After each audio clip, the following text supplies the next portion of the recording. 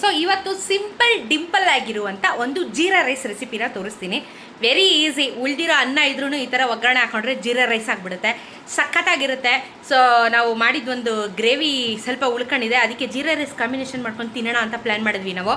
So ಇವತ್ತು jeera rice ಮಾಡ್ತಾ ಇದ್ದೀನಿ. ಗ್ರೇವಿ ರೆಸಿಪಿ ತೋರಿಸಾಗಿದೆ. ಏನು ಅಂದರೆ ಕಾಬೂಲ್ ಕಳ್ಳೆದು ನಾನೊಂದು ರೆಸಿಪಿ ತೋರಿಸಿದೆ ಗೊತ್ತಾ, ಆ ಕಾಬೂಲ್ ಕಳ್ಳೆ ಒಂದು ಸ್ವಲ್ಪ ಮಿಕ್ಕಿತ್ತು, ಅದಕ್ಕೆ ನಾವು ಅದಕ್ಕೆ ರೈಸ್ ಹಾಕೊಂಡು ತಿಂದರೆ ಇನ್ನೂ ಸಖತ್ತಾಗಿರುತ್ತೆ ಅಂದ್ಬಿಟ್ಟು. ಸೊ ಇವಾಗ ನಾವು ನಮ್ಮಮ್ಮ ಆ್ಯಕ್ಚುಲಿ ಆಚೆ ಹೋಗಿದ್ದಾರೆ, ಅವ್ರು ಬರೋಷ್ಟೊತ್ತಿಗೆ ಒಂದು ಜೀರಾ ರೈಸ್ ರೆಸಿಪಿ ತೋರಿಸೋಣ ಅಂತ ಹೇಳಿಬಿಟ್ಟು. ಸೊ ಬನ್ನಿ, ಒಂದು ಅದ್ಭುತವಾಗಿರುವಂಥ ಜೀರಾ ರೈಸ್ ರೆಸಿಪಿ ತೋರಿಸ್ತೀನಿ. ಸೊ ನಾವು ಡಾಬಾಗಳಲ್ಲಿ ತಿಂತೀವಿ ಗೊತ್ತಾ ಜೀರಾ ರೈಸ್ನ, ಅದೇ ರೀತಿ ಇರುತ್ತೆ ಟೇಸ್ಟು. ಕಡಕ್ಕಾಗಿ ಸ್ಟ್ರಾಂಗಾಗಿ ಮಾಡಿ ತೋರಿಸ್ತೀನಿ ಬನ್ನಿ. ಇಟ್ಕೊಂಡು ಆಗಿದೆ ಆಲ್ರೆಡಿ. ಸ್ವಲ್ಪ ತಣ್ಣಗಾಗೋಗಿದೆ, ಫುಲ್ ತಣ್ಣಗಾಗೋಗಿದೆ, ಸ್ವಲ್ಪ ಎಲ್ಲ ತಣ್ಣಗಾಗೋಗಿದೆ. ತಣ್ಣಗಾಗಬೇಕು, ಬಿಸಿಯಲ್ಲಿ ಕಳಿಸಿದ್ರೆ ಮೆಡ್ಡೆ ಆಗುತ್ತೆ. ಆ್ಯಂಡ್ ಇವಾಗ ಜೀರಾ ರೈಸ್ಗೆ ನಾನೇನೇನು ಹಾಕ್ತಾಯಿದ್ದೀನಿ ಅಂದರೆ ಗೋಡಂಬಿ, ಒಂದು 5 ಈರುಳ್ಳಿ, ಶುಂಠಿ ಬೆಳ್ಳುಳ್ಳಿ ಪೇಸ್ಟು, ಕರಿಬೇವು ಜಾಸ್ತಿ ಬೇಕು, ಹಸಿಮೆಣಸಿನ್ಕಾಯಿ ಖಾರಕ್ಕೆ, ಕೊತ್ತಂಬರಿ ಸೊಪ್ಪು, ಸಾಸಿವೆ, ಜೀರಿಗೆ, ತುಪ್ಪ, ಇಷ್ಟು, ಉಪ್ಪು ಜೊತೆಗೆ. ಓಕೆ, ಇಷ್ಟೇ ಐಟಮು. ಸಖತ್ತಾಗಿರುತ್ತೆ ಜೀರಾ ರೈಸು. ಬನ್ನಿ ತೋರಿಸ್ಕೊಡ್ತೀನಿ. ಓಕೆ, ಎಣ್ಣೆ ಸ್ವಲ್ಪ ಜಾಸ್ತಿನೇ ಬೇಕು. ಎಣ್ಣೆ ಜೊತೆಗೆ ನಾನು 1 ಚಮಚ ಪೂರ್ತಿ ತುಪ್ಪ ಹಾಕ್ಕೊತೀನಿ. ಎಣ್ಣೆ ಮತ್ತು ತುಪ್ಪ ಎರಡೂ ಬೇಕು. ಸೊ ತುಪ್ಪ ಮತ್ತು ಎಣ್ಣೆ ಎರಡೂ ಸ್ವಲ್ಪ ಬಿಸಿ ಆಗಲಿ. ಬಿಸಿ ಆಗ್ತಾ ಇದ್ದಂಗೆ ಫಸ್ಟು ನಾನು ಗೋಡಂಬಿನ ಇದು ಮಾಡ್ಕೊತೀನಿ.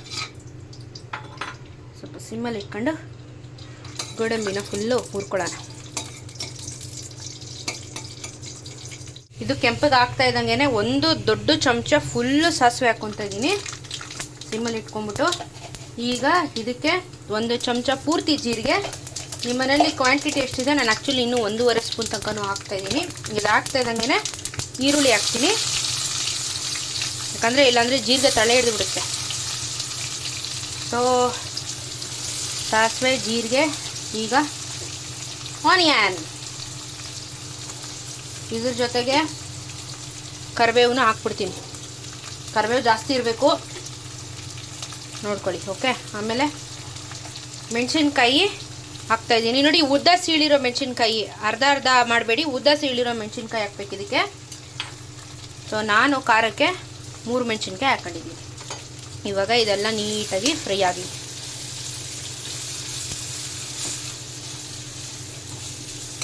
ಆದರೆ ಸ್ವಲ್ಪ ಉಪ್ಪು ಹಾಕ್ಬಿಡ್ತೀನಿ, ನೀಟಾಗೆಲ್ಲ ಬೇಯುತ್ತೆ.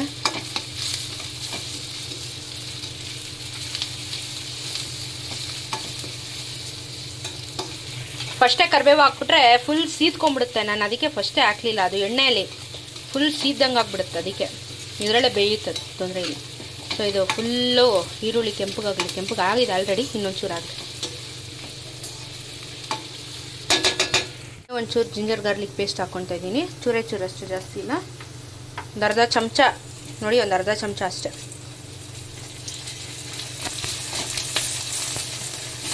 ಎಲ್ಲ ಮಸಾಲೆ ನೀಟಾಗಿ ಹಿಡ್ಕೊತಾ ಇದೆ ಇವಾಗ.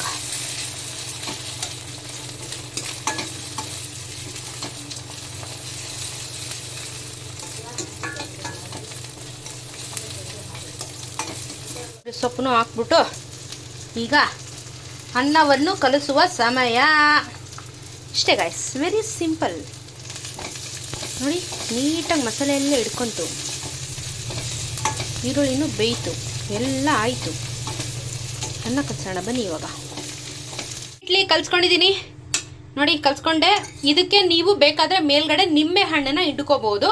ನಿಂಬೆ ಹಣ್ಣು ಚಾಯ್ಸ್ ನಿಮಗೆ, ಹಿಂಡ್ಕೊಂಡ್ರೆ ಇನ್ನೂ ಚೆನ್ನಾಗಿರುತ್ತೆ, ಸ್ವಲ್ಪ ಟ್ಯಾಂಗಿ ಅಂದರೆ ಸ್ವಲ್ಪ ಹುಳಿ ಚೆನ್ನಾಗಿರುತ್ತೆ. ಸೊ ಜೀರಾ ರೈಸ್ ರೆಡಿ ಆಗಿದೆ. ಗ್ರೇವಿ ಬಿಸಿ ಮಾಡ್ತಾ ಇದ್ದೀನಿ ಈ ಕಡೆಗೆ. ಸೊ ಇವಾಗ ನಾವು ಜೀರಾ ರೈಸ್ನ ಟೇಸ್ಟ್ ಮಾಡಿ ಹೇಳುವ ಹೇಗಿದೆ ಅಂತ. ಫೇವ್ರೆಟ್ ಜೀರಾ ರೈಸ್ ನೋಡೋಕ್ಕೆ ಸಖತ್ತಾಗಿದೆ. ಬನ್ನಿ ಸರ್, ಬನ್ನಿ ಮೇಡಮ್.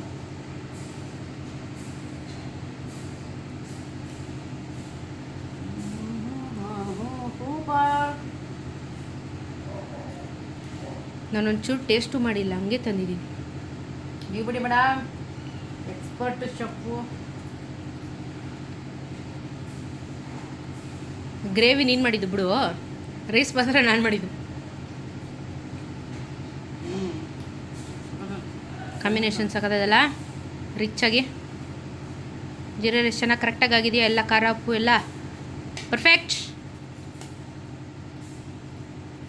ಎಷ್ಟು ಮಾರ್ಕ್ಸು? 100ಗೆ 100. ನಿಂಬೆಹಣ್ಣು ಹಾಕಿದಿದ್ರೆ ಇನ್ನೂ ಸಕ್ಕತ್ತಾಗಿರೋದು. ನಾನು ಹಾಕಲ್ಲಪ್ಪ. ನಾನು ಹಾಕ್ತೀನಿ. ಡಾಬಾ ಸ್ಟೈಲ್ ಅಂದರೆ ಅದ್ರ ಮೇಲೆ ನಿಂಬೆಹಣ್ಣು ಹಾಕಿ ಹಸಿ ಈರುಳ್ಳಿ ನೆಂಚ್ಕೊಂಡು ಮೆಣಸಿನ್ಕಾಯಿ ನೆಂಚ್ಕೊಂಡು ತಿನ್ನಬೇಕು ಜೀರಾ ರೈಸ್ಗೆ. ಅದು ಪಕ್ಕಾ ಡಾಬಾ ಸ್ಟೈಲು, ಸಕ್ಕತ್ತಾಗಿರುತ್ತೆ.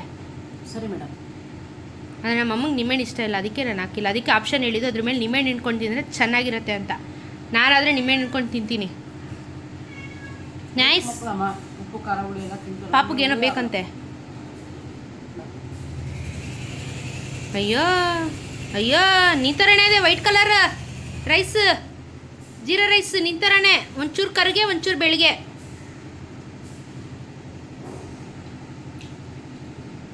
No comments.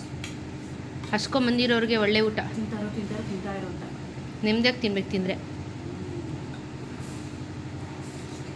ನಾನು ಟೇಸ್ಟನ್ನು ಮಾಡಿ ಹೇಳ್ಬೇಕು.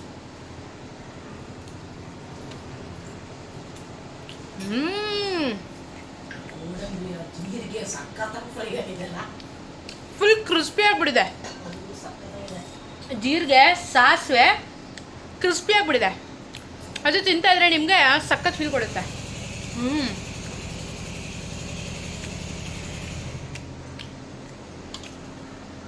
ನಾವು ಅವಾಗ ಈ ಥರ ಕುಕ್ಕಿಂಗ್ ಮಾಡ್ತಾ ಇರ್ತೀವಿ ಗಾಯ್ಸ್. ನೀವು ನೋಡ್ತಾರೆ, ನನ್ನ ರೆಸಿಪಿ ಟ್ರೈ ಮಾಡ್ತಾರೆ. ತುಂಬ ಚೆನ್ನಾಗಿದೆ. ನೀವು ಟ್ರೈ ಮಾಡ್ಕೊಂಡು ತಿಂದು ಕಮೆಂಟಲ್ಲಿ ತಿಳಿಸಿ ಹೆಂಗಿತ್ತು ಅಂತ. ಬಾಯ್.